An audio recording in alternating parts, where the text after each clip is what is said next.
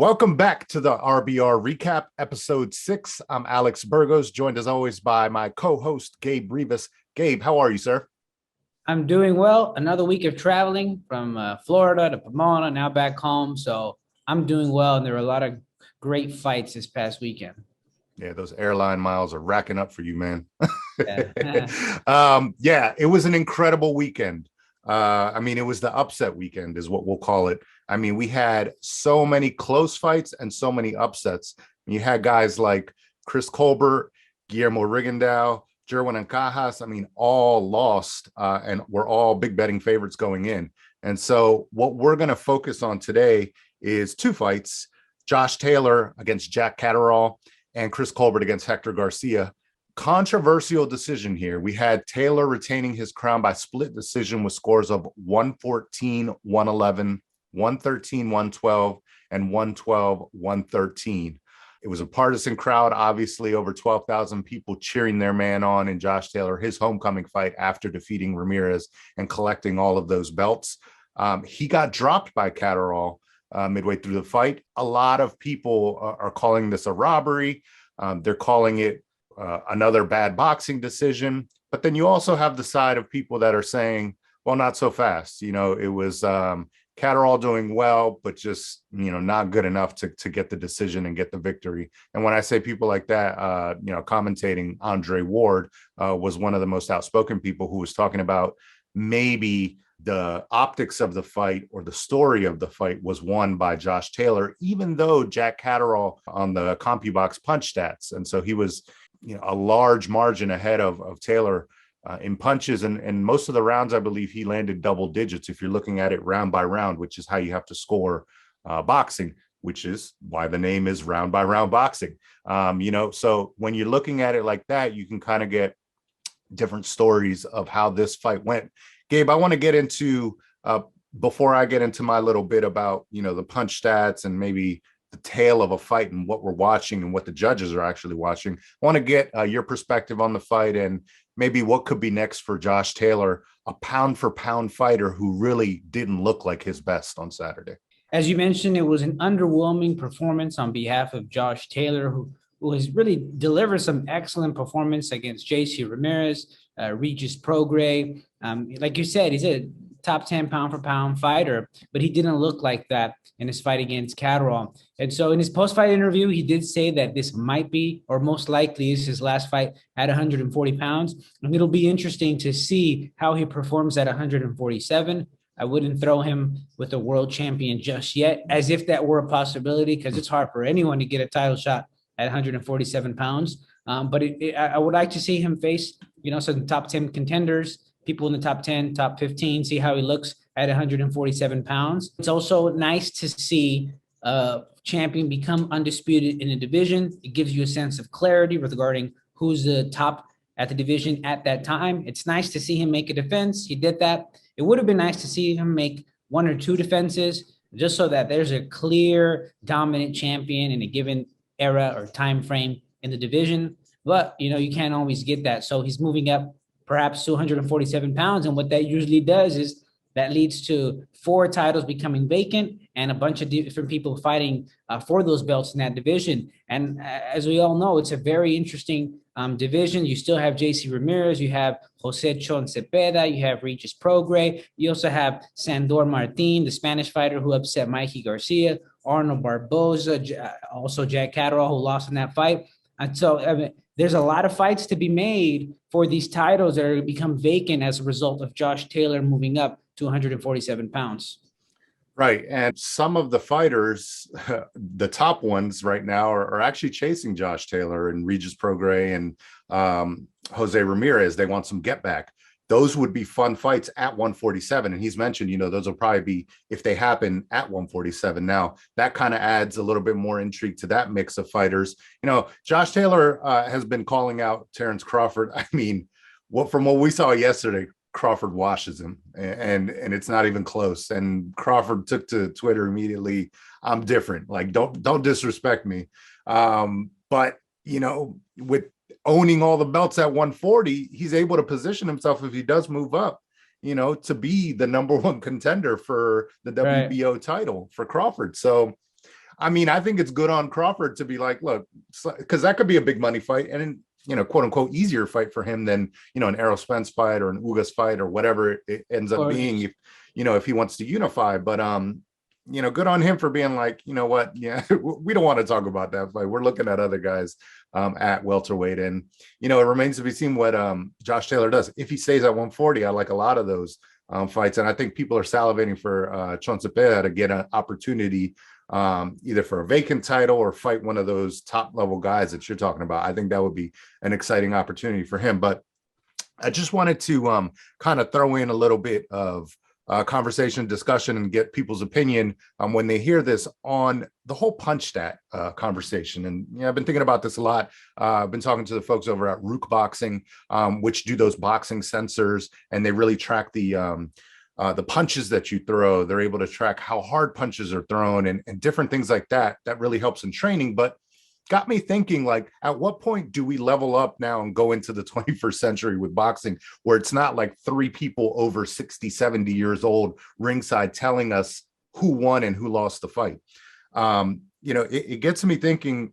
People are always angry, not, I won't say always, but a lot of the times are angry at decisions. And we're not talking about, just getting three new judges, because it's all different types of people, men, women, whatever it is. Those controversial decisions just happen over and over and over. So at what point do we say, well, let's change how we judge fights? And I think technology may be an area where we're, looking at things, instant replay, punch stats, and not just CompuBox. They have a little bit of a monopoly on boxing from a statistical perspective, where after a fight, we're just looking at, okay, well, what were the CompuBox stats? It's like there's nothing else going on. Whereas in other sports, there's data and analytics from all these different types of places coming in and really giving us a deep dive into what we saw. And so with boxing, it's always difficult to agree with what we saw, because if I'm watching the fight from the right, you're watching it from the left, I'm watching it from up top or down below. There's different perspectives. And in basketball, if you hit a shot behind the arc, that's 3 points. You can't tell me that's 4 points.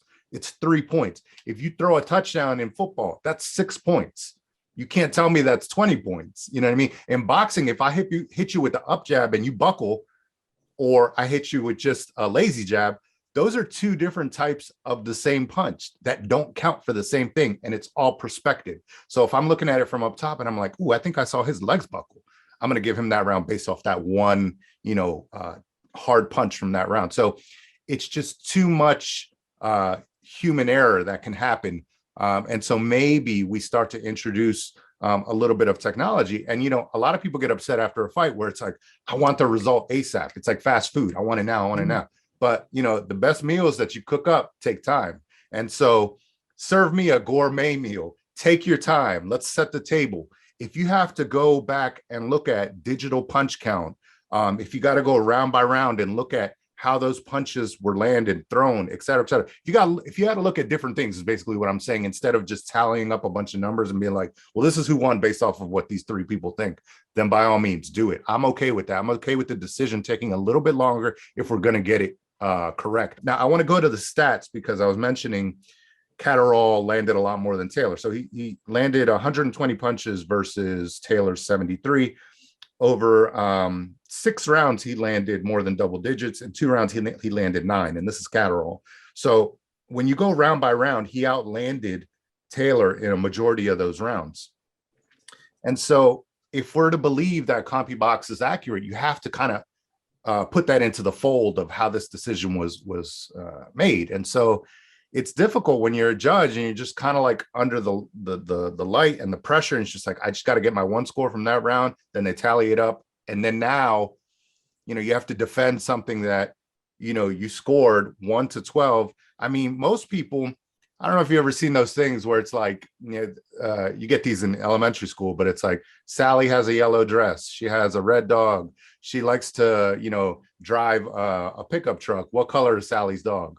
Or something like that, you know what I mean? Like, so you got to remember, it's like you start focusing on other things. And what I mean by that is, like, the beginning of the round, you get hit by a hard punch, and then by the 2 minute and 50 mark, you're like, you forget about that. And Andre Ward mentioned that. It's like the work that maybe you're doing in the beginning of the round and you're talking about people that are like 60, 70, 80 years old.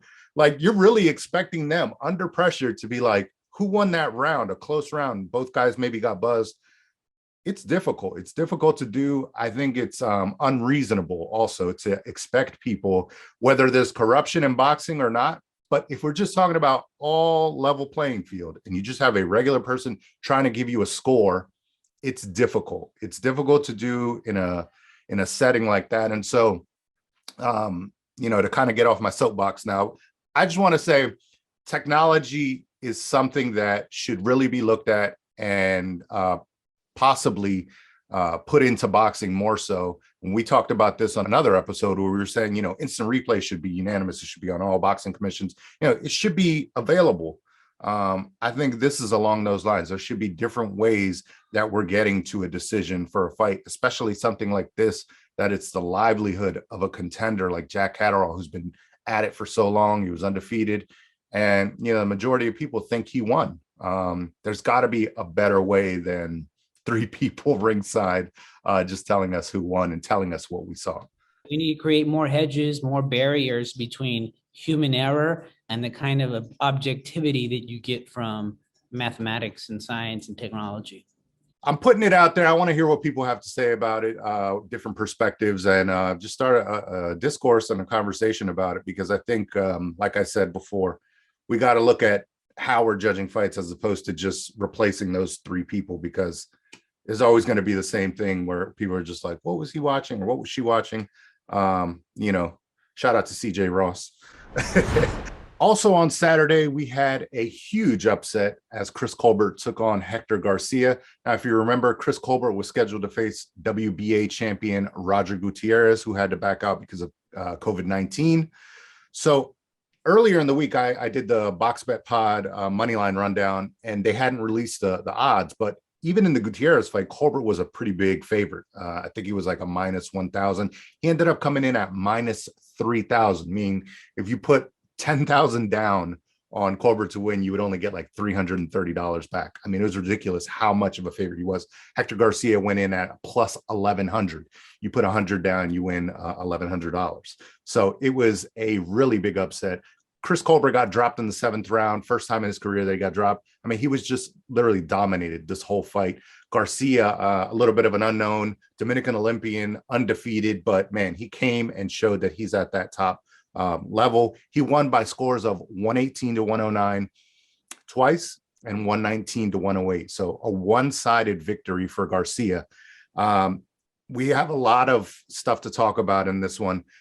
First off being, how did we get here? How did Chris Colbert get dominated? You're talking about, and I called him this, one of the premier talents in boxing coming into this fight. I mean, you thought that, fights down the road when you're looking at guys like Shakur Stevenson, Oscar Valdez, whoever it is, like he's at that cream of the crop. He's at that level. I mean, he talks a really good game. And of course, when you have a performance like this and a loss like this, everyone's coming out to get you. And so we'll talk a little bit about that as well. But give me, Gabe, your perspective, not only on what happened to Chris Colbert on Saturday night, but maybe stylistically, what he could have done different to maybe change the tide and win this fight. Because going in, I said, only way he loses this is maybe if there's a letdown from the WBA title fight that he was supposed to fight. But I don't think that was the case. I thought it was a case of him, kind of tuning into that bravado and the talk and trying to back things up when that's not really his strength and his style to go in there and bang. And I think at the point when he tried to change the dynamics and the story of the fight, the optics, as Andre Ward would say, it was too late because Hector Garcia wasn't affected by any punches and he just walked him down and, dominated the fight. But give me your perspective. It was a stunning upset between Chris Colbert and Hector Garcia. You have to take into consideration that it's a last-minute opponent. It's one thing to prepare for a guy like Roger Gutierrez, and it's a different thing to prepare for someone like Hector Garcia. However, what I would have liked to have seen from Chris Colbert is for him to stick to his strengths. He only has a less than 40% knockout ratio. So I don't care, what level of opponent you're going to be facing. It's going to be very difficult for you to knock that person out, especially as you get higher and higher in the rankings and you're fighting tougher opponents. And so what he should have done is stick to a game plan of boxing from the very beginning. there's an element of mystery when you're boxing and counterpunching, right? Because if you're hitting them hard with the jab, your opponent might think, all right, well, I should be careful and not get caught with something stupid on the way in. But if you start in the early rounds throwing everything you got, by round 2, by round 3, by round 4, the opponent's thinking, well, he already hit me with his best. I have nothing to worry about. I can run through these counters. I can do whatever I want. And that's probably what happened in this fight. Moving forward, it's going to be interesting what happens in the super featherweight division. We're going to wait to see what happens on April 30 between Shakur Stevenson and Oscar Valdez. Kenichi Ogawa is going to make his defense pretty soon. He has the IBF super featherweight championship. And now I'd also like to see what's going to happen with Roger Gutierrez, as he pulled out due to COVID. He must be really upset that he didn't fight Colbert, because that maybe would have been his night to break out and get an excellent victory and establish himself as really the true WBA super featherweight champion, because Colbert had the interim belt. I believe the fight against Garcia was for the gold belt. And so some clarity with regard to Roger Gutierrez and seeing what he goes forward would be interesting as well. First off, what's going to happen with the WBA champion, Roger Gutierrez? I mean, I also want to throw in a guy who's a top contender and was in line also around that point to challenge for the title in Lamont Roach Jr., who's also a Golden Boy promotions fighter, as Roger Gutierrez is. So does Gutierrez now go, for that in-house fight? Are they going to sanction that to be the title fight?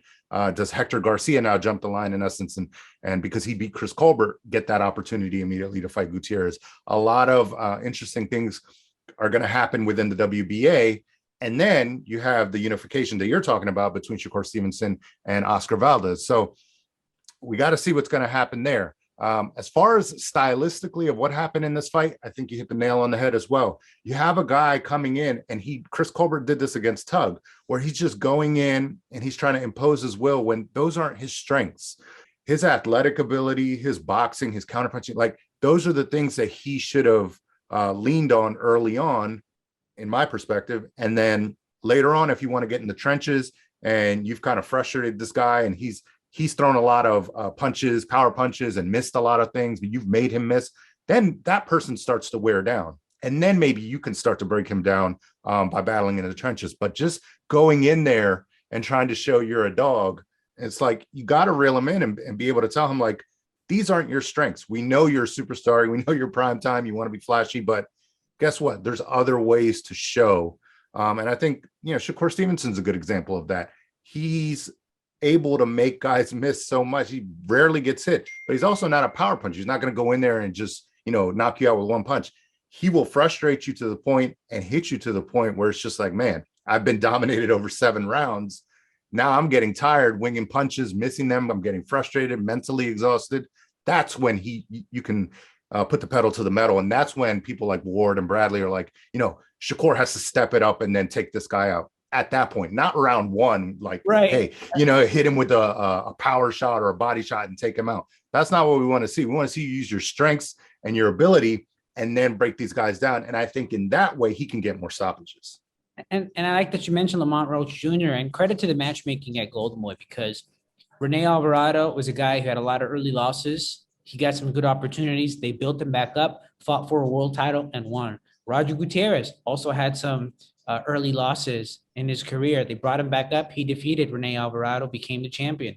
Lamont Roach Jr., he had 1 loss, nothing to be ashamed about, against Jamel Herring for the world title. And now he looks like he's back in the picture with in terms of being able to fight for the WBA title. These are all 3 fighters who either suffer early losses or 1 loss in Lamont, and they're still back in the picture. And it'd be nice to see Lamont Roach Jr. get another title shot, and I think he'd do really well against Roger Gutierrez.